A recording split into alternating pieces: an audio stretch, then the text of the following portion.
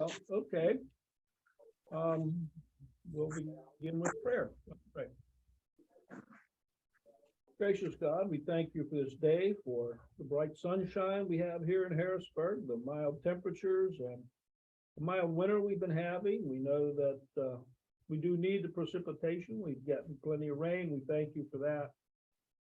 We pray, Lord, that there are those who, even as the temperatures are colder, have the shelter and the comfort they need to remain healthy and well. And if not, we pray that you would show us how we might be able to provide that for them and help them in their needs.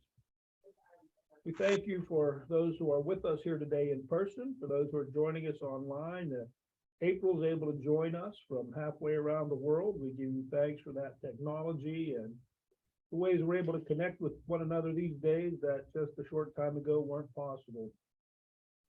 We ask that you be with all those we mentioned with needs and concerns. Lord, you know their needs even better than we do. We give you thanks for those who are suffering, that they might find relief.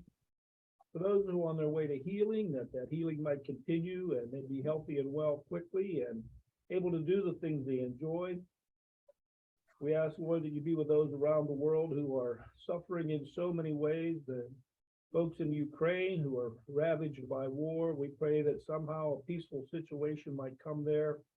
We pray for those in California and other places around the world where floods and storms and other disasters are changing their way of life, and so many are losing so much. We pray for them and we give you thanks for those who are there to help, those who are there to respond. And again, if we can respond in some way, show us how.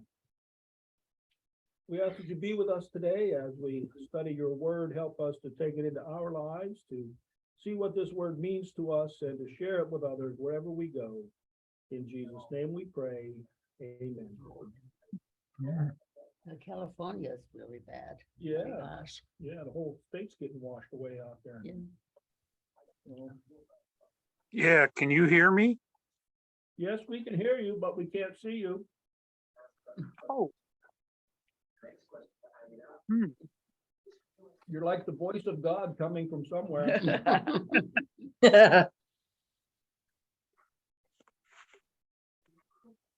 The voice from heaven said, "Can you hear me?" We are still talking about Jesus' baptism. Hey, Charlie, now we see you. That baptism is, as I said, recorded in all four of the Gospels in one form or another. John, of course, being different than the others, gives sort of a second-hand account of it. He doesn't give as much of an eyewitness account as the others, or a running commentary like the others. He talked about his experience with Jesus' baptism and what he saw. And so we're going to talk about that today and put that in a little bit of context and see again how that relates to the others, and talk a little bit about how it relates to this season of Epiphany and the revelation of Jesus and who Jesus is. So it's John 1, 29 through 42. By way of introduction, John the Baptist's witness to Jesus initiates a chain of testimony as his disciples begin to share with others what they have found. The next day, John saw Jesus coming toward him and declared, "Here is the Lamb of God who takes away the sin of the world. This is he of whom I said, 'After me comes a man who ranks ahead of me because he was before me.' I myself did not know him, but I came baptizing with water for this reason, that he might be revealed to Israel." And John testified, "I saw the Spirit descending from heaven like a dove, and it remained on him. I myself did not know him, but the one who sent me to baptize with water said to me, 'He on whom you see the Spirit descend and remain is the one who baptizes with the Holy Spirit.'" Whoops. What we losing? We just lost my phone again. Let me finish this. Oh. I myself have seen and have testified that this is the Son of God. The next day, John again was standing with two of his disciples. And as he watched Jesus walk by, he exclaimed, "Look, here is the Lamb of God." The two disciples heard him say this, and they followed Jesus. When Jesus turned and saw them following, he said to them, "What are you looking for?" They said to him, "Rabbi," which translated means teacher, "where are you staying?" He said to them, "Come and see." They came and saw where he was staying, and they remained with him that day. It was about 4 o'clock in the afternoon. One of the two heard John speak and followed him. One of the two who heard John speak and followed him was Andrew, Simon Peter's brother. He first found his brother Simon and said to him, "We have found the Messiah," which is translated anointed. He brought Simon to Jesus, who looked on him and said, "You are Simon, son of John. You are to be called Cephas," which is translated Peter. Now, back to the phone. Oh,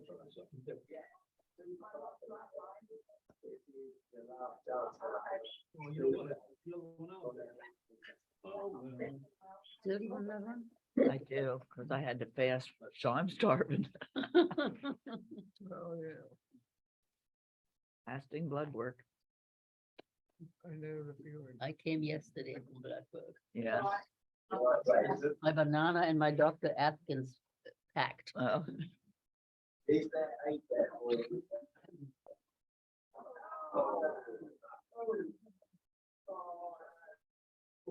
There, how's that? Just lean it up again. Thanks so much. That's better. can you get it? Okay, that works. I don't know what's on my screen, but Morning, John. Okay, now say it again. Open Hank. I hey there. I bought a little thing that's open now. Okay, I do, but even though I can't. meanwhile, back at the lesson. I circled or highlighted here for myself in that introduction, this idea of a chain of testimony. And we sometimes refer to this as evangelism in its simplest form. Come and see. People want to know about your faith. People want to know about Jesus. Come and see. Faith is hard to explain, but this chain of testimony, as we see it here, how it worked, worldwide eventually, where, the disciples, who Jesus called the disciples testified to others, who testified to others, until eventually we have this worldwide witness to Jesus. So we think of that chain of testimony. We are, of course, links in that chain.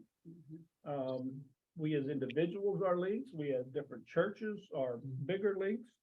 And so when you put us all together, we keep that chain of testimony going. And again, perhaps the simplest form of evangelism is to say, come and see. And hopefully when they come and see, we have something worthwhile to show. Yeah. So, Well, you know what, I always thought it was strange friends of ours from Aruba. Their daughter was, and their son-in-law, they were missionaries in Germany. I always thought they're back now because their parents both had dementia and they died. well, In fact, I think from everybody, I'm still the only one around. Well, I saw April had posted the other day, an ordination in Tanzania. Mhm. And somebody comment that the ELCA needs to learn some things from ELCT. Yes, indeed. And there is kind of that thing going on now that, the United States is a mission field. Yeah, Other countries are experiencing growth in mission, they're experiencing growth in the church. yeah. And, we're not seeing that here. And so we become the recipients Yeah. of mission, and the importance of that mission, just as much as we are those who send missionaries other places. So something for us to keep in mind. I mentioned last week how, a reading starts out with then, or about that time. This week we have the next day. Mhm. And so we have the next day. Well, what was going on the day before and the day before that? On day one, we have John's opening, of course, of the gospel, talking about, in the beginning was the Word. He talks about John the Baptist coming. There was a man sent from God whose name was John. He came as a witness to testify to the light. He was not, so that all might believe. He himself was not the light, but he came to testify to the light. So day one, we have this introduction of John. And the introduction specifically saying John is not the light. John the Baptist. We have him later. People come to him and ask him specifically, "Are you the Messiah?" And he says, "No, I'm not the Messiah. I'm the one who came to prepare the way for the Messiah." But what I think is strange that he said, "I myself did not know him." Yeah, and that's that sense of recognition. He did not recognize perhaps or realize all of who Jesus was. He knew that someone was coming after him. He knew someone greater was coming, but he might not have been aware that Jesus was that one. Okay. So it's a matter. Well, and surprise, it turns out to be his cousin, Right. Yeah. Yeah. You? you know, who I'm sure he grew up with and, just thought of as, my cousin. Yeah. Yeah. Yeah. Maybe, you might compare it to if somebody you grew up with who becomes president of the United States, or somebody you grew up with who you find out later is the CEO of a big company. Yeah. Right. I had a boss at the glass factory whose claim to fame was he went to high school with Madonna, Oh, And so, in high school, that would be special. she was just whatever her real name was. Yeah. And, and then she turns out to be this world famous performer. Yeah. So, so we have those kind of surprises, and apparently that was the same kind of surprise that John had. On day two, we have John testifying to the light. John gave testimony to the Jews and priests who came to talk to him and asked, "Who are you?" He said, "I am not the Messiah." And that he was specific about that. And then the next day, which would be the third day, we have what happens today. We have John talking about Jesus' baptism and Jesus calling others to follow him. Now, I always find it kind of funny that we start off with, in the beginning, we have the next day, the Lamb of God, the next day, the first disciples, the next day, Jesus decided to go to Galilee, and on the third day, there was a wedding in Cana. So we have like 4 days and then the third day. So, there's always that question of, is that the third day of the week, or, is it really important? But we have a few next days before we get to the third day. Well, it's good that we have next days. Yeah. And maybe John, the gospel writer just got, maybe he was saying next day too often, so he put a third day in. Oh. So, getting too repetitive. Yeah. So that's the context. John has already specified he is not the Messiah, and he sees Jesus coming toward him. And this, of course, would be after Jesus' baptism, because John's now going to describe what he saw at Jesus' baptism. And so he has already baptized Jesus, and he identifies him as the Lamb of God. And we have the Old Testament images of the Messiah coming as the Lamb of God, who was thought to be the sacrificial lamb. We have the Passover lamb. We have this sense of the lamb as a meek and maybe even we say a weak kind of creature, but that's the creature God uses as his sacrifice. That's the creature that Jesus represents as the one who will save the world. So we already have God doing things in a very different way than we expect the world to operate. As we go through this passage, we'll see there are at least 5 different images of Jesus in this passage. We talk about different names of Jesus. We have images or descriptions of Jesus in this passage. He is the Lamb of God. He is the one who takes away sin. He is the pre-existent one, the one who was before everything else. He is the bearer of the Holy Spirit. And then finally, he is the Son of God. And so we have these different images, these different descriptions of Jesus, and they lead us all again to that Son of God image of who Jesus is. He takes away the sin of the world, and a distinction here is made between sin and sins. When we look at the sin of the world, we're talking about the sinful condition, that human condition in which we all live.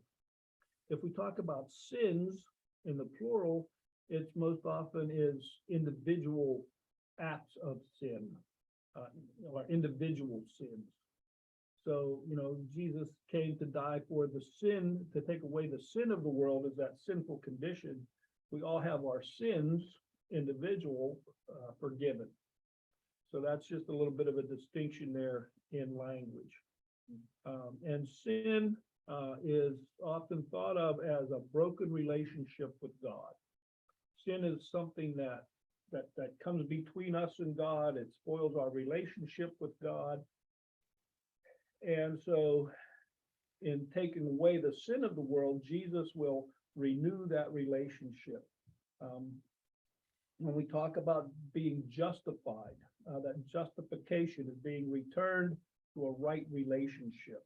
I've compared it before to if you use a word processor, and when you justify the page on a word processor, it makes the margins even the whole way around the page. It puts the printed word in a right relationship with that page.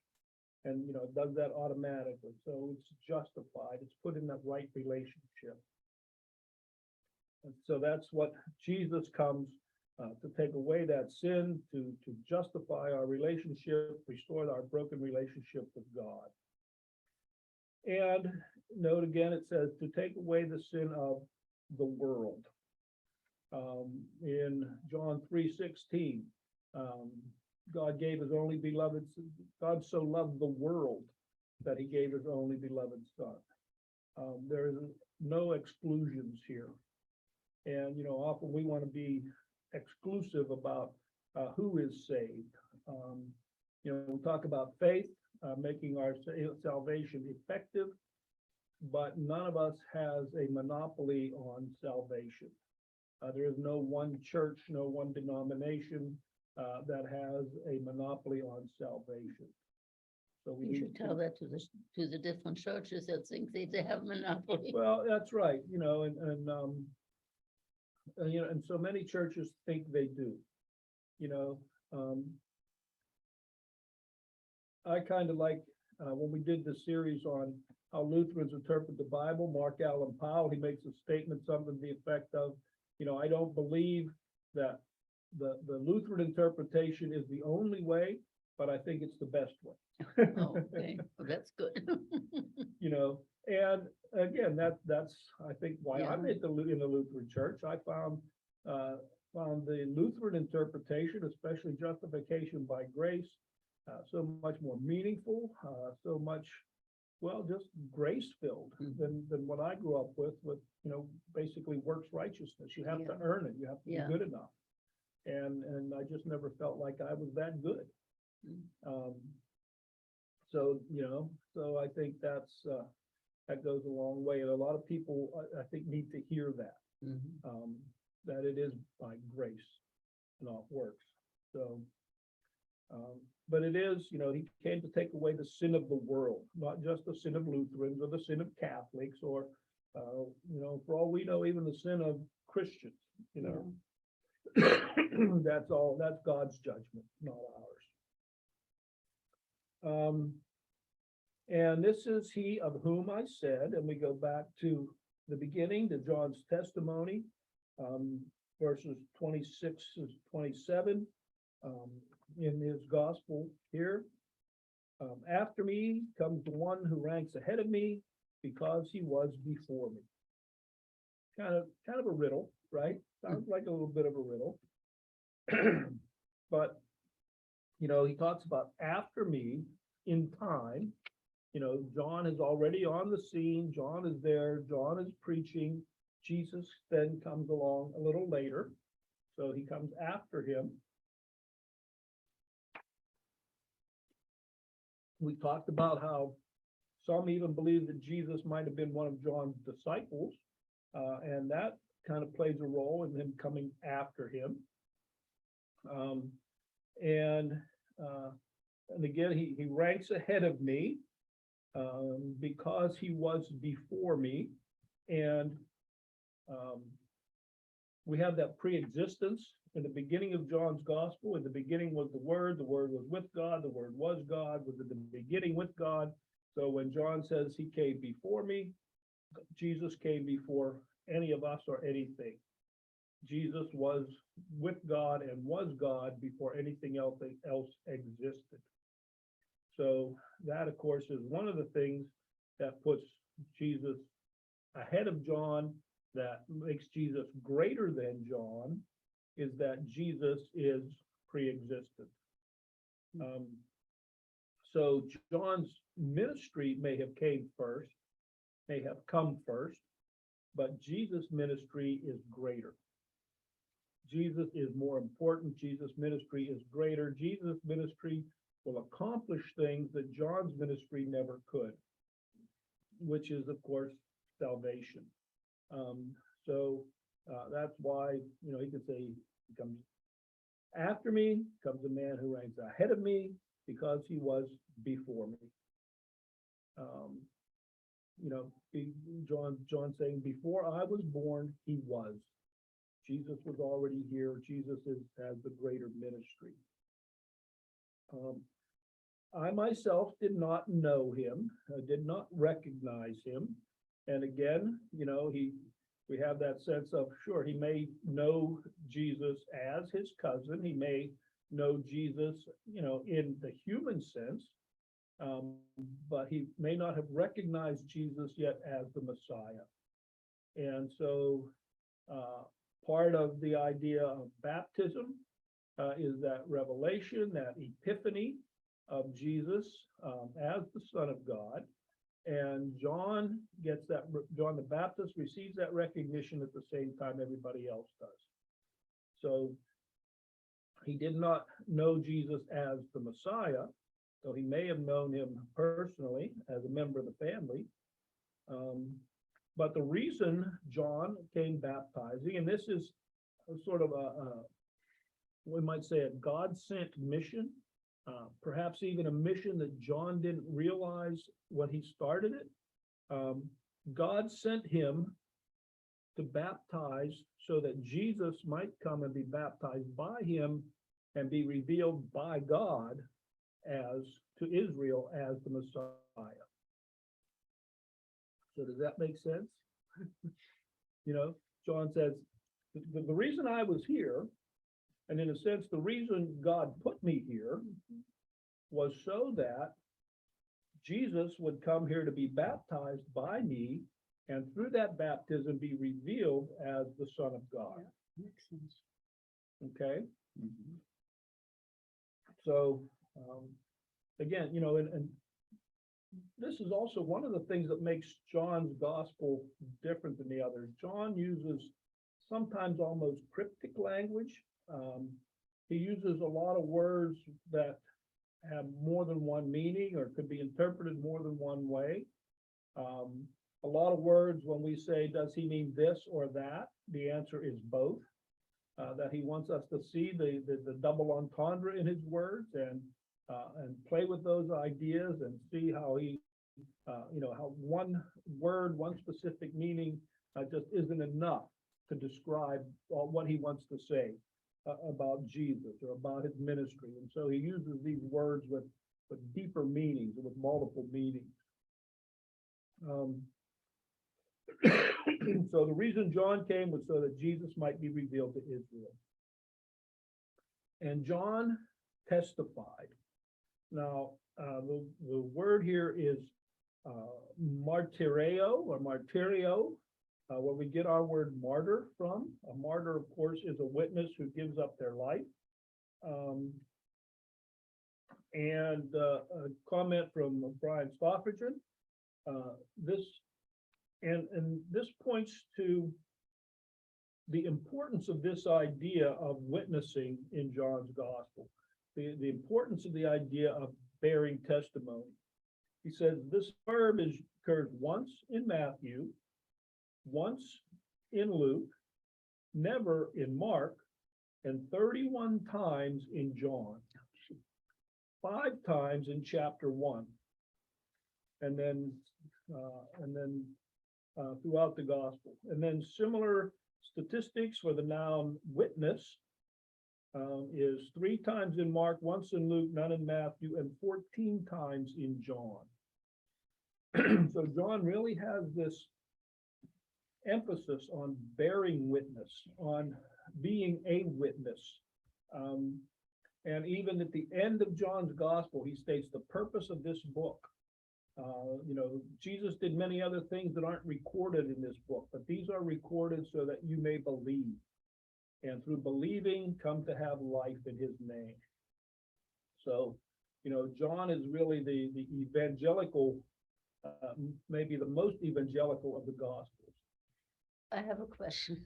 Maybe I'm dumb, but the Gospel of John. Now, which John is that? Is that John the Baptizer, or is that the disciple? That's a John? good question.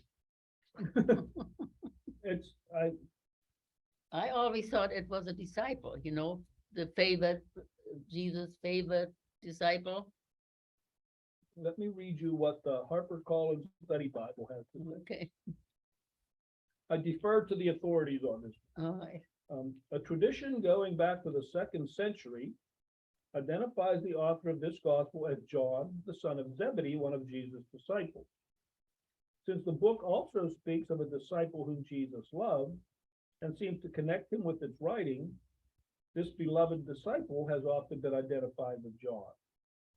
Yet the gospel itself does not make this identification, and neither mentions John nor names its author. So apparently John the Baptist is not John, the author of this Okay. book. It's also been suggested in an earlier document focused on Jesus' miraculous signs incorporated in the gospel. It's a book with a complex history whose origins are not entirely clear to us. Even if its author can no longer be identified with certainty, its conception of Jesus remains important. So I'd say that the shorter answer is it's not John the Baptist. Okay. Which John it is, we're not sure of. Didn't know there were any other Johns, but that there probably is such Well, Johns. and I think it seems like John was a pretty popular name then, just like it is today. Yeah. So, yeah, but it was most likely not John the Send them to Baptist. the office. So, I let you take them to the office. good, I'll do that. Thank Thank you. you. So again, he says, I myself did not know him. I did not recognize him. He was revealed to John, just like he was revealed to everybody else. But the one who sent me, which was God, because again, at the beginning of the gospel, we hear there was a man sent from God whose name was John. That was John the Baptist. So the one who sent me to baptize with water said to me, he on whom you see the Spirit descend and remain is the one who baptizes with the Holy Spirit. So John, again, had this sense that he was there baptizing, like when, I forget which prophet it was, but when David was chosen to be king, there was all these other brothers who might have been who and actually seemed to be better fit for the job of being king than David, and yet David's the one who was anointed. It's the same here. This John was baptizing, and so you have all these people coming for baptism, and John's just waiting for this sign to see which one is going to be the Messiah. You know, and so you can imagine this sense of expectation that John must have had. You know, every time he baptizes somebody, is this it? No, okay. Move, is this it? No, okay, you know, you're gone. You know, but that's in a sense Yeah. what was going on. John was just waiting for that sign. You know, God told him that he would see this sign. And the Spirit coming would be that sign, and the Spirit would remain. And again, this is a word that John uses a lot, this idea of remaining. And again, I'll read you what Stoffridgen says. The sign was the Spirit coming down and remaining on Jesus. To remain is an important word in John, occurring in 33 verses, while it appears in 11 verses in the rest of the Gospels. So here again, you know, a couple years ago, somebody at one of the evening Bible studies said, well, you know, what's so important about how often these words are used? But it tells you what the emphasis of that particular writer is. You know, if I use the word testify, you know, 15 times in a sermon, you kind of know that's what I want you to do. You know, you get the impression. Or you sit there and say, not again. Yeah. You know, if somebody else uses the word, you know, stewardship 15 times, well, then you know their idea is stewardship. Yeah. So when John uses this word, you know, 33 times, it's only used 11 times in all three of the other Gospels combined. You know that this word is important. This idea of remaining, of staying, is important to John. It's found in our text 5 times. Twice in reference to the Spirit remaining on Jesus, twice in reference to where Jesus is staying, and the first 2 disciples who stay with Jesus that day. Perhaps we might refer to this word as staying power. Jesus is not like the ecstatic, charismatic prophets upon whom the Spirit comes and goes. The Spirit remains with him. The first disciples have staying power. They don't come and go, at least on that first day. They remain with Jesus. Although ironically, later in the gospel, Jesus will state it is necessary for him to go away. He will not remain forever, but he will not leave them as orphans. He will send the Spirit of truth to stay with the disciples. So again, it is this remaining, this staying power, as he puts it. I think that's one of the things that gives our faith a lot of credibility, is that, you know, the Christian faith goes back 2,000 years. The Jewish faith from which we came goes back thousands more years. This belief in one God, if we want to look at that, our monotheistic belief in the one God goes back, you know, as far as anybody can think. So it has that staying power, and it doesn't come and go. And we've seen, you know, different leaders, charismatic leaders who come and, you know, in a church or a sect or a cult will spring up, and then, you know, gets a bunch of followers, and then something happens and it dies out. Or they kill themselves. Yeah, literally dies out, Yeah, right? yeah. Yeah. You see this a lot of times when a church has a very charismatic leader, that folks follow that leader, but everything centers on that personality of the leader, so that when that leader leaves, then the church, you know. Well, that's what you say. Don't go to church because you like the pastor. Right. Go because you Right. want to be there. Yeah, and you know, the message is important, all those things are important, but don't go just because you like the Mm. pastor. You know. But it does help if you have a pastor Oh, that you. yeah, I mean, that's like anything else, you're gonna have a tendency to hang around with people you like. Yeah. And what makes it important is it's not just the pastor, but the whole congregation. Yeah. Which I think is something that happens here when people tell me they feel comfortable here. Yeah. You know, they come and, you know, which is why, you know, between when Pastor Kaiser left and when I came, and Pastor Harms was here, it happens a lot of times when there's an interim.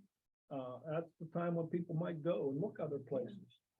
But even if they like another pastor, they might say, but the people there are not, you know, I really like the people there. And Yeah. so Yeah. they want to come back. So it gives that staying power, the community, the sense of community is what gives the Whereas church. Pastor Kaiser she should have stayed a teacher. She was a good teacher, Mhm. a really good teacher, but she was not a people person. Yeah, yeah, I mean, people from other congregation have come and she said, one day she knows and one day she doesn't. and you know, That's hard. throughout my career, I've been surprised at how many pastors, and I haven't had a chance to work closely with a lot of them. I mean, it was Pastor Kaiser, there was the pastor in New Oxford where I did my internship, got to know some other ones. But how many of them will even describe themselves as an introvert? Mhm. Where they like the teaching, they like Yeah. the Bible study, they like all Yeah. that part, but they really, their favorite part of is not being with people, Yeah. you know? But I remember when we were looking for it, I was on the call committee and I said, well, we need a pastor. We need a male pastor that's a family man that understands things. Mm-hmm, Because I remember when Heidi went, one of those retreats to Henlopen, I think. And they all have to stand around and say a little bit of themselves. And when it came to Pastor Kaiser, she said, and I'm Pastor Kaiser and I'm in charge here. That didn't go over well. That didn't go over well at all. That was it. Yeah. Wow, And, yeah, you know, But- when she came, you know, we took a friend of mine and I took her under our wings and did things with her. And then she finally I invited her and she said, "Kid, I wish you wouldn't invite me because I don't do things about people, it's people." And I said, "Well, you do all right and we have something for the youth down there." right, She, right. "Yeah, but I'm in charge then." Oh, well, she knew that at So, least, yeah, right? and that, Yeah. Yeah, different personalities, that's for Yeah. sure, everybody. so anyway, we got a male Yeah. pastor with a family man that understood people. And now you're stuck with me, so. Yeah, okay. Good sticking. Yeah, good, and I'm glad to be here, and I think I might have shared with at least some of you, whenever I left in 2002, I always felt that we'd be back. Yeah, Somehow I had this Yeah. feeling that we'd be back, and I didn't know how, when, or where that would happen, but, yeah. you know, here we are. Well, so. he preached his first sermon this Easter Sunday when Pastor Kaiser had laryngitis. Yeah, Uh, yep, yeah, I think And I remember Joanne then was sitting next to me and she said, "Boy, wouldn't it be good if we had him as a pastor?" So Yeah. how did you get here from the seminary, since you're from Western Pennsylvania? How did you get to Harrisburg? Well, I went to seminary in Gettysburg, Right, and your first year of seminary, you do a teaching parish, which means you go on Sunday, you know, you help with worship, then you go out to lunch with people from the congregation, just to sort of get a little bit of a taste of what Yeah. life's like in the congregation. You do that for one school year. And that's usually your first year at seminary. Then you go back, you do a couple more years of seminary, you do an internship for a year, and then you have your call to your first church. Well, my teaching parish was here at St. Mark's. oh, do they assign it? Do Okay. they assign it to you? Yes, Okay, yeah, no, and it's funny, well, I don't even think they do a matching, it's internship, they do a matching workshop where the interns and the pastors get to talk to each other, you know, get a feel. I think for teaching parish, they just tell you, you're going here. And so, you know, called divine intervention or whatever you want to call it, but they said, you're going to St. Mark. So, you know, I came here and being, you know, 3 hours, almost 200 miles away from family, you know, wife, 2 kids, picked up everything, moved across the state. We were, you know, kind of lost. And as soon as we walked in the door here, we felt like we were home. We felt like we were among family members. It was just, I don't know, like I say, people tell me they feel comfortable here, Yeah, and that's just the way we felt. That's why when our church closed and we went around searching churches and, yeah. And, people were so friendly and welcoming. and one of the things that was kind of ironic at the seminary, they said, now, one of the responsibilities of the congregation is to take the intern out for lunch and, do these discussions. They said, so some congregations might not want you to take your family because it might be too much of a burden on the people who are taking you out for lunch. They might not want to feed your wife and so, I don't know, through some conversation here at St. Mark's, people said, if you don't bring your family, we'll be upset. Mm. We want your family here, so. Yeah, so then I went back, did my other seminary, did my teaching parish, and when I was ready to graduate and be ordained, St. Mark's was looking for an associate pastor. And so I ended up here the first time as an associate. And as I've said often at times, that was, I was here for 2 years as an associate, was long enough to show me that's not what I was supposed to be. Right.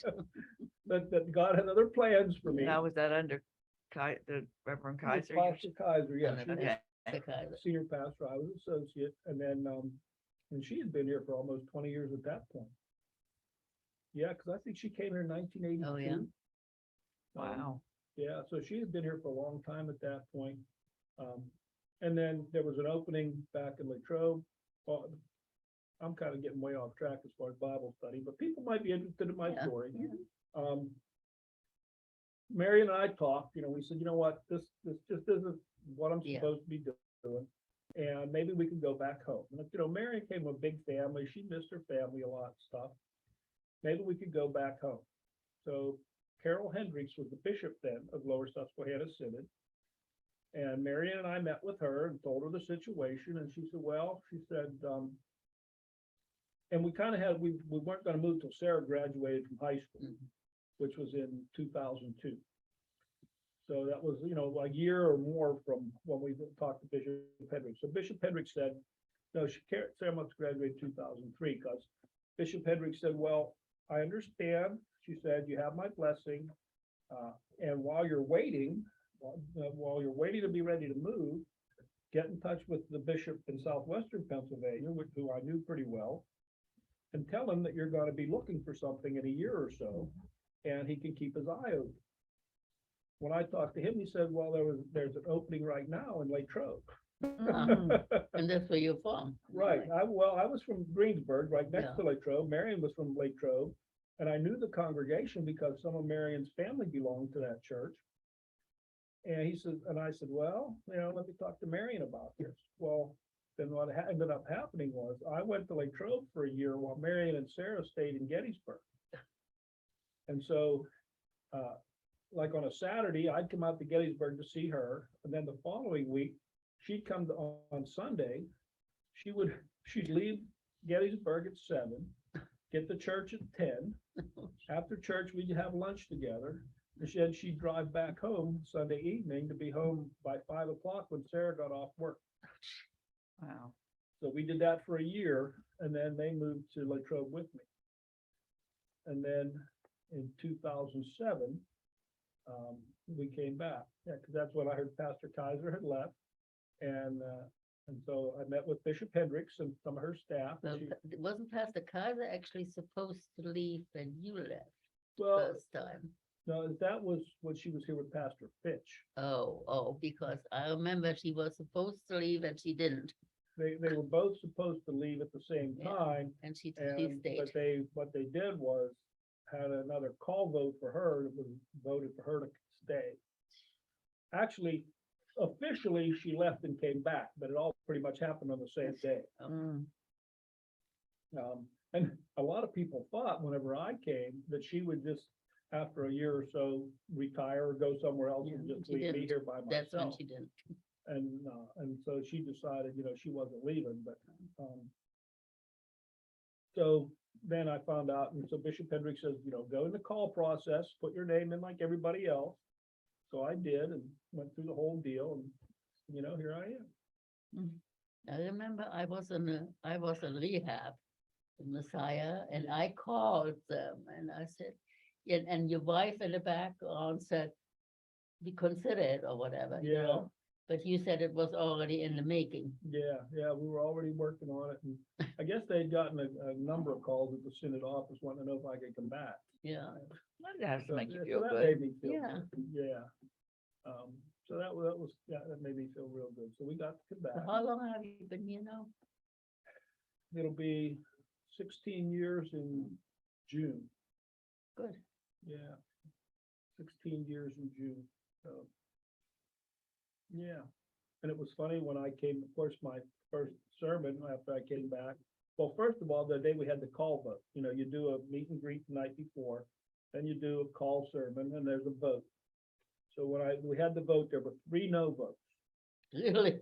3 no votes. Roy Leister, what. Oh. Roy came up to me after the service, he said, 3 no votes. I said, yeah, he says, I wonder who the other 2 were. So I think I have an idea now who at least 2 of them were, but Oh, yeah, that's beside the point. Yeah, and then. of but course- you're here anyway. Yeah, and they're not. So Yeah. Was it me? Wasn't you? That's No, good it to wasn't know. me. Good, Hank. That's good to know, Hank. But of course, my first sermon, then after that, I couldn't resist when I came out at the beginning of the service. I said, I'm back. But it's been a good, I gotta say, I've just, well, somebody asked me not long ago if I was ready to retire. I said, well, not yet. I got a while yet. Yeah. I said, hey, they're still good to me. I might as well stick around. So, yeah, I don't know what I'd do if I retired. Mm. So Drive your wife nuts. what that, Drive your wife nuts. yeah, well, either she or I would have to get some kind of a job because I don't think we'd last all day together, but that's my story and I'm sticking to it. There you Yeah. go. Well, I'm glad you're here. Yeah. Yeah. Well, just a couple other things. We got a couple minutes left. We have another next day. Well, John again talks about how he testified. He gives his witness, that this is the Son of God. So we have that messianic title again. John with 2 of his disciples, and I think Hank mentioned before that he didn't realize John had disciples. And he did, John had Yeah. followers. And yet he has no qualms about, in a sense, handing his disciples over to Jesus, Mhm. about stepping back and letting Jesus Yeah. take the lead. He knows what his call is. His call is to testify to Jesus. He's to lead people to Jesus. He's not to take the place of Jesus. And another difference, Matthew, Mark, and Luke talk about Jesus calling the fishermen. In this gospel, they were John's disciples. Now, they may still have been fishermen, but Yeah. they were John's disciples. And so then the 2 disciples heard him say this, they followed Jesus. So here's the chain reaction started. John testifies, these 2 disciples follow. They're going to testify to others, those others will follow. We have this chain reaction taking place. We have the idea, again, the staying. We talked about how important the staying power is in John's gospel. And they ask this, where are you staying? In a sense, as if they want to stay with him. They want to be near him. They want to be where Jesus is. So they want to know where he's staying, and he again gives that simple invitation, come and see. That's, the basics of evangelism, come and see. They remained with him that day. Again, they followed him, they remained with him, they stayed with him. And one of the 2 who followed was Andrew, Simon Peter's brother. Then he found his brother Simon and said, we have found the Messiah. And so we don't know, there were 2 disciples who John talked to. One of them was Andrew. Andrew finds Simon. We're really not sure who the other one was. Mhm. You know, he kind of remains anonymous through this. And that idea of finding the Messiah is more like a discovery, a eureka moment. It wasn't as if they were looking for the Messiah and found him. They were going about their daily life and boom, you know, they discovered it. They found it like an inventor often makes a discovery or finds something when they're looking for something else. So, so they found the Messiah. Really, Jesus found them, but they have discovered that Jesus is the Messiah. And then we have John's little language lesson here. Messiah means anointed. We talked a little about how an anointing was what they did for a king. It means he was chosen, he was set apart. He brought Simon to Jesus. Jesus looked at Simon and said, "You are Simon, son of John." Again, Jesus makes the first move. Jesus recognizes him. You are to be called Cephas. We know later he calls him Rock, on which he will build his church, which is translated Peter, Petra, the Greek word for rock. So we have this chain reaction, John to Andrew and whoever, Andrew then to Peter. Next week, we'll hear about Philip, Nathaniel. It goes right down the line as the group of disciples continue to grow. So that's, again, you know, come and see. Doesn't have to be fancy. Don't have to go into a big theological discussion. People say, well, why do you go to church, or why do you believe in Jesus? Come and see. Come and see, you know, and be honest, say, hey, you know, I really can't explain it. Come and see, Yeah. you know, come and see what I found. So that's our lesson for today, along with Pastor Jim's history. Well, thank you. Yes. Well, thank you for asking. It's a story I love to tell, you know, because it is, I think it says so much about St. Mark's and, you know, the way we were welcomed, the way other people are welcomed, and, Well, I also think St. Mark's is a very giving church. I mean, we have always, I just want to- we have always, you know, with the refugees and everything, we have Right. done a lot. And yeah, and, you know, the, things we just did, you know, we do every year for the Thanksgiving families and the Christmas families and, you know, mission support and that kind of stuff. And that's really what it's all about, you know. That's our, Yeah. one of the ways we witness Mhm. is in our giving. So. Well, shall we close with the Lord's Prayer? Let's pray. Our Father, who art in heaven, hallowed be thy name. Thy kingdom come, thy will be done, on earth as it is in heaven. Give us this day our daily bread, and forgive us our trespasses, as we forgive those who trespass against us. And lead us not into temptation, but deliver us from evil. For thine is the kingdom, and the power, and the glory, forever and ever. Amen. So long, everyone.